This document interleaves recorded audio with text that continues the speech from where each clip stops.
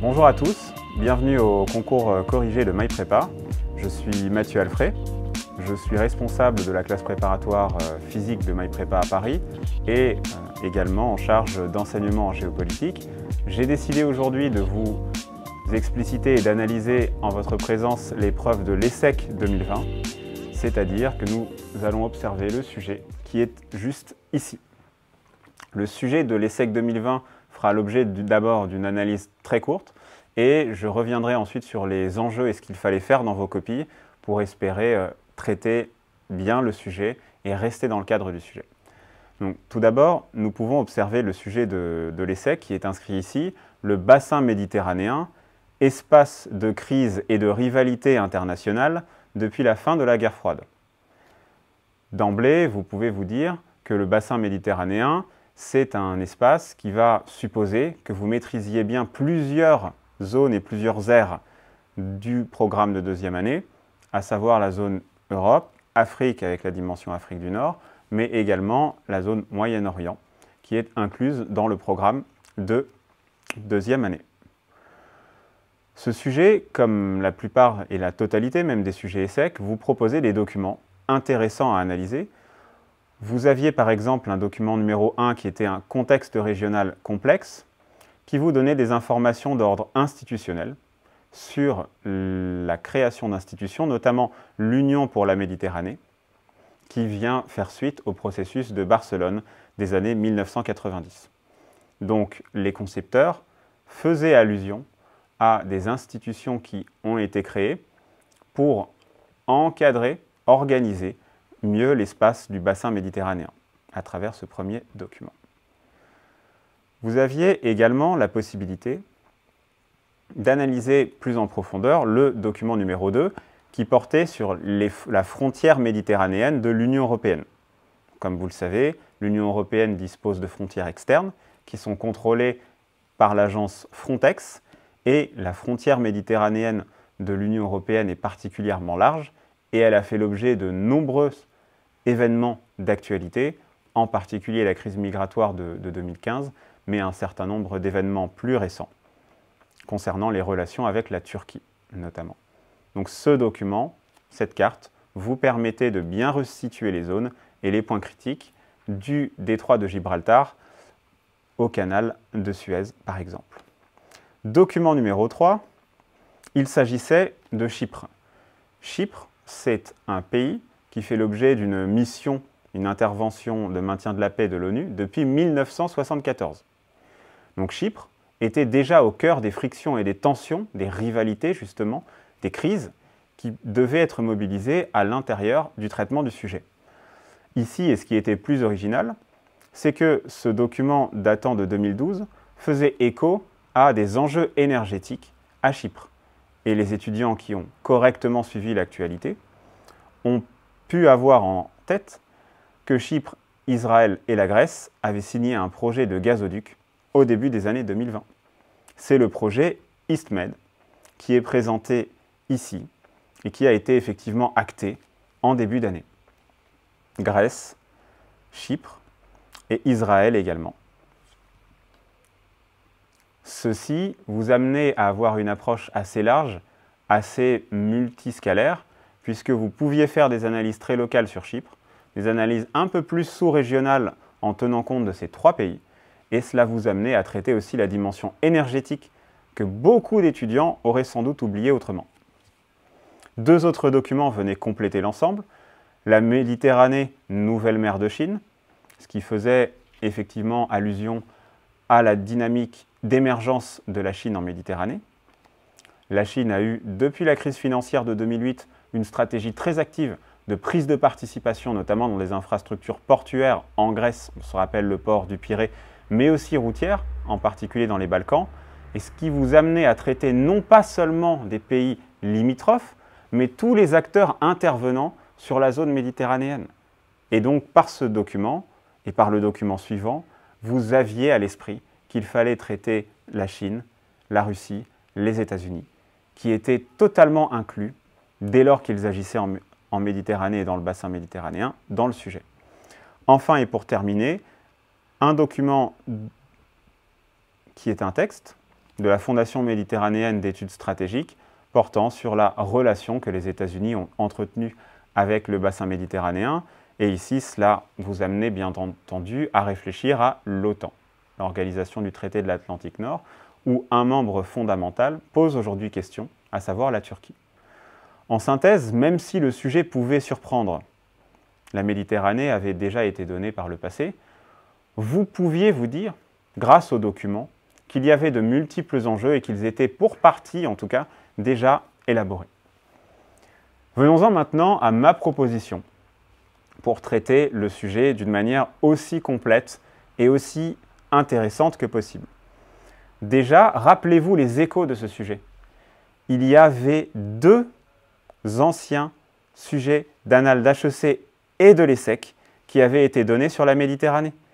Déjà HEC 2007 et ESSEC 2016. C'est particulièrement savoureux que je me retrouve devant vous aujourd'hui pour traiter ESSEC 2020 parce que j'ai moi-même intégré HEC en 2007 et j'ai eu à traiter le sujet la Méditerranée, jeu d'interface économique et géopolitique de 1945 à nos jours, donc jusqu'à 2007. Deuxième exemple, et celui-ci avait été traité, vous retrouverez des éléments de traitement du sujet de l'ESSEC 2016 dans cet ouvrage. C'est le premier cours de l'ouvrage qui porte sur la construction européenne face aux défis de la Méditerranée et du monde méditerranéen, de 1957 à 2016. Donc mon analyse qui est jointe dans le support blog MyPrepaNews, également présente dans cet ouvrage, aidait déjà à approcher la zone du bassin méditerranéen. C'était un plus pour les étudiants qui avaient révisé à partir de ce type de support. Je voulais maintenant aborder avec vous plusieurs étapes utiles au traitement du sujet. Comme vous le savez, il faut commencer par identifier l'actualité et la légitimité du sujet. Ici, les exemples qui étaient les candidats dans l'approche étaient extrêmement nombreux. Alors, je ne reviendrai pas sur la totalité d'entre eux, bien entendu, mais je peux vous proposer, par exemple, de réfléchir à ce projet EastMed, entre la Grèce, Chypre et Israël, qui a été signé le 2 janvier 2020. Les découvertes, en effet, dans les eaux territoriales du Proche-Orient de ressources gazières ont été très utiles, seront encore très utiles pour les pays consommateurs en pleine transition énergétique. Le pétrole étant plus polluant, plus émetteur de gaz à effet de serre que le gaz naturel dans les usages qui en sont faits en Europe en particulier. Donc c'était un exemple possible pour l'accroche, mais il y en avait beaucoup d'autres que j'ai insérés ici. Les dissensions des pays européens, l'essor de la Chine, le révisionnisme également de la Russie au Proche et Moyen-Orient, ainsi que le néo-ottomanisme de la Turquie, malgré son appartenance à l'OTAN. Pour revenir sur le rôle de la Russie au Proche et Moyen-Orient, celui-ci aurait aussi été très intéressant, puisque la Russie de Vladimir Poutine développe une diplomatie et des actions militaires très importantes dans la région. On peut penser à deux pays en particulier, la Syrie d'un côté, depuis les printemps arabes de 2011, mais surtout depuis le refus des Européens et des Américains de réagir face aux exactions de Bachar el-Assad contre sa propre population. Mais nous pouvions aussi parler du cas de la Libye, qui aujourd'hui fait l'objet d'une intervention russe sous la dénomination d'un groupe de mercenaires qui est en fait relié à la Russie et qu'on appelle le groupe Wagner. Bref, en termes d'actualité et de légitimité, il y avait beaucoup de pistes, beaucoup d'options pour approcher le sujet. Comme je l'ai dit, que ce soit avec l'énergie ou avec les conflits, des crises et des rivalités étaient déjà présents. Deuxièmement, et comme toujours, je vous recommande chaleureusement de réaliser un cadrage précis et intégral du sujet concerné. Et dans ma méthode, cette méthode qui est recommandée notamment dans les ouvrages et dans les cours de MyPrepa, je recommande d'expliciter 3 bornes différentes. La borne géographique, la borne chronologique et aussi la borne que j'appelle conceptuelle qui correspond aux définitions. Ici, la borne géographique était tout de même assez claire. Il s'agissait d'aborder surtout les territoires limitrophes à la mer Méditerranée et à d'autres mers comme par exemple la mer Égée, la mer Ionienne. Et cela était directement suggéré dans les documents. Pas véritablement de surprise, notamment en voyant le document cartographique. Mais j'ai déjà fait cette remarque, mais je préfère insister. Il s'agissait aussi de traiter l'intervention d'acteurs extérieurs. Si vous ne traitiez ni les États-Unis, ni la Russie, ni la Chine dans leurs actions dans le bassin méditerranéen, vous alliez sans doute rater des crises et des rivalités importantes. Il y a une deuxième borne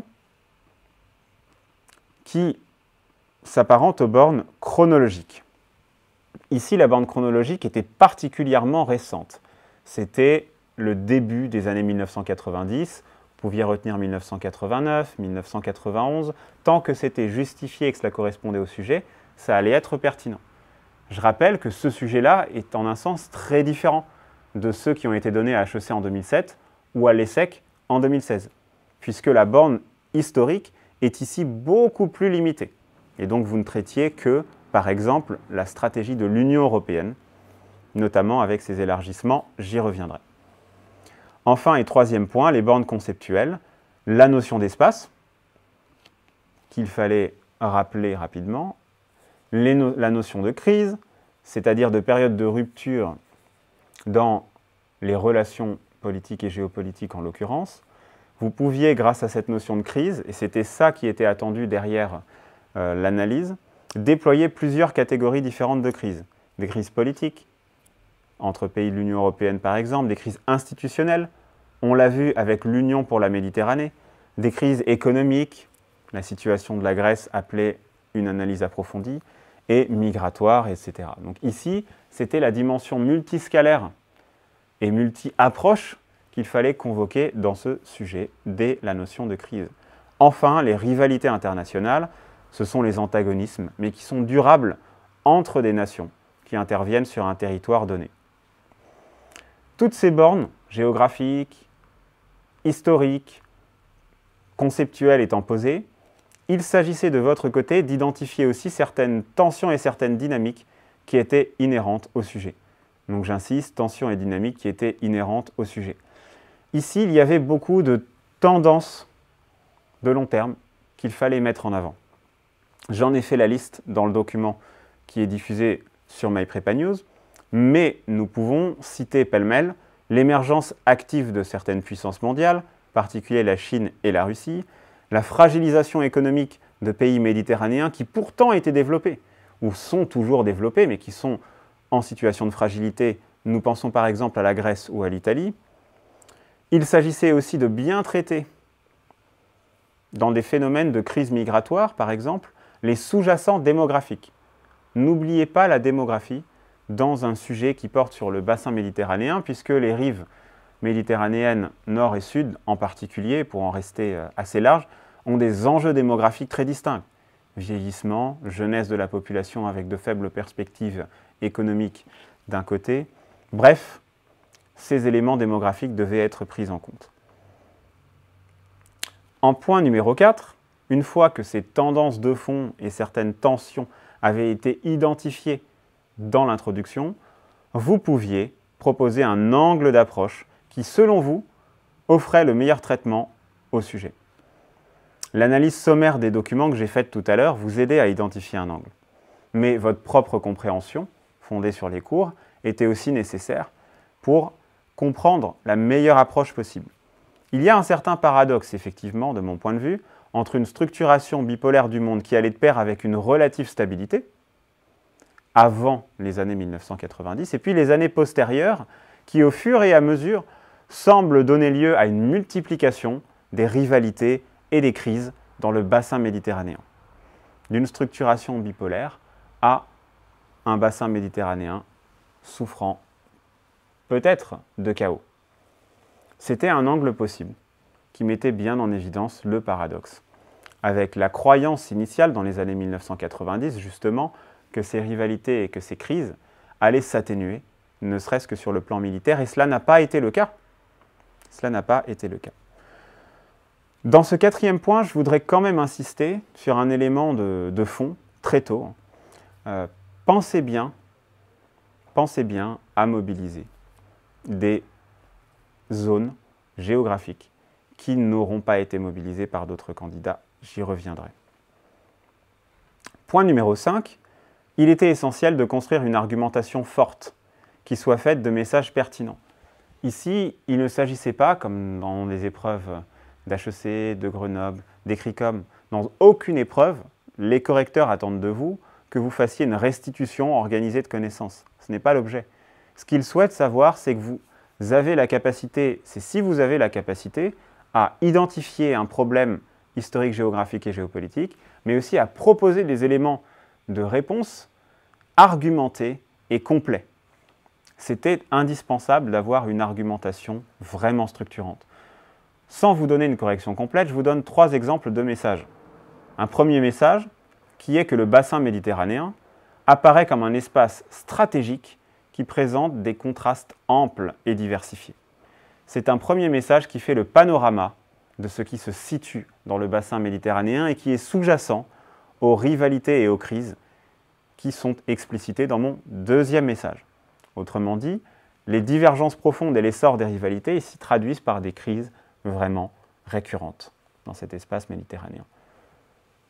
N'en restez pas à ce constat. Vous savez que les membres du jury aiment que vous cherchiez à aller plus loin. Vous pouvez par exemple aller plus loin en vous demandant ce qui a été mis en place au niveau politique, institutionnel, pour restabiliser cette zone et lui rendre une forme d'unité supérieure qui est perdue à travers les crises fragmentantes. Bien ici, le troisième message peut porter sur des processus politiques et institutionnels qui ont été engagés et qui demeurent tout de même insuffisants pour stabiliser le bassin méditerranéen. Ce qui vous mettait sur la piste de ce troisième message, c'était l'un des documents dans lequel était traité le processus de Barcelone des années 1990, mais aussi des tentatives de créer une union pour la Méditerranée. C'est cela qui vous amenait à traiter les processus politiques et institutionnels dans ce sujet. Enfin, dernier point, il ne vous reste plus qu'à apporter, au-delà de la chair, au-delà du squelette, la chair, c'est-à-dire les ingrédients qui vont faire que votre traitement est pertinent. Il y avait des références, notamment d'auteurs, qui étaient attendues lorsque les étudiants sont bien préparés. Ils peuvent penser à Yves Lacoste, à Fernand Braudel, à Edgar Morin, à d'autres auteurs plus contemporains et moins célèbres peut-être, mais tout aussi pertinents. Je pense en particulier à Amit Bozarslan, spécialisé sur le Kurdistan et sur les questions syriennes et la Turquie, à Belir Nabli, qui lui traite une géopolitique de la Méditerranée, ou bien à Sophie Bessis, qui a récemment fait une interview dans l'émission Les Experts des Dessous des cartes d'Émilie Aubry, et qui connaît à merveille la situation des pays du Maghreb, et plus spécialement la Tunisie. Enfin, au-delà de ces auteurs, il était indispensable d'apporter, comme de coutume, des faits, des analyses territoriales, des stratégies d'acteurs. Et ici, donc, vous deviez convoquer des mouvements de fond, par exemple la rivalité sino-américaine, l'affirmation des pays émergents, mais vous pouviez aussi faire des analyses locales ou micro-locales. Et c'est sans doute cela qui distinguera les meilleurs étudiants d'étudiants un petit peu moins à l'aise avec ce sujet. Le canal de Suez, le détroit de Gibraltar, les détroits du Bosphore, certains espaces maritimes devaient faire l'objet au moins d'une allusion, sinon d'une analyse un peu plus complète dans la situation contemporaine. Mais pensez bien à avoir une approche très multiscalaire et à faire privilégier parfois l'échelon local. Ici, Ceuta et Melilla, point de contact entre l'Union européenne et l'Afrique du Nord, ou bien le port du Pirée, dont on avait parlé des prises de participation chinoises après 2008, étaient des exemples très pertinents pour comprendre les rapports de pouvoir et les rivalités sur le territoire méditerranéen. J'insiste enfin, et je terminerai, sur la capacité à conjuguer des phénomènes de fond, par exemple la crise migratoire, avec des territoires locaux. C'était très intéressant d'avoir des chiffres d'ensemble sur la crise des migrants de 2015-2016 qui a eu lieu avec les déplacements vers l'Union européenne, mais de le conjuguer avec des espaces où cette crise migratoire prenait véritablement une dimension humaine. Je pense en particulier à l'île de Lampedusa, cela fait très longtemps, mais plus spécialement aujourd'hui à l'île de Lesbos, qui se trouve à une trentaine de kilomètres des côtes turques et qui fait partie intégrante en tant qu'île grecque de l'Union européenne. Vous pouviez aussi traiter, et là c'était un point chaud, les frontières. La frontière externe gréco-turque devait, à mon sens, faire l'objet d'une analyse. Bref, lorsque l'on observe ce sujet, certes, il était un petit peu difficile par son amplitude géographique, mais cette amplitude géographique et cette difficulté ont été nuancées par des bornes historiques assez limitées et des documents qui vous permettaient de vous rappeler les enjeux forts et donc de proposer un traitement intéressant. J'espère que ce sujet a bien fonctionné. Si vous voulez en savoir plus, je vous recommande de regarder en détail les liens qui sont avec la vidéo. Vous aurez des liens sur des comptes Twitter, notamment le compte de NeoGéopo, ou sur des ouvrages, comme celui-ci, je vous l'avais dit. Le premier cours traite le bassin méditerranéen et le monde méditerranéen, et donc vous permettez déjà d'avoir un ensemble d'idées, d'enjeux et de faits pour réussir à cette épreuve de l'ESSEC. Merci à toutes et à tous. Je vous souhaite bonne chance pour la suite des concours. À bientôt!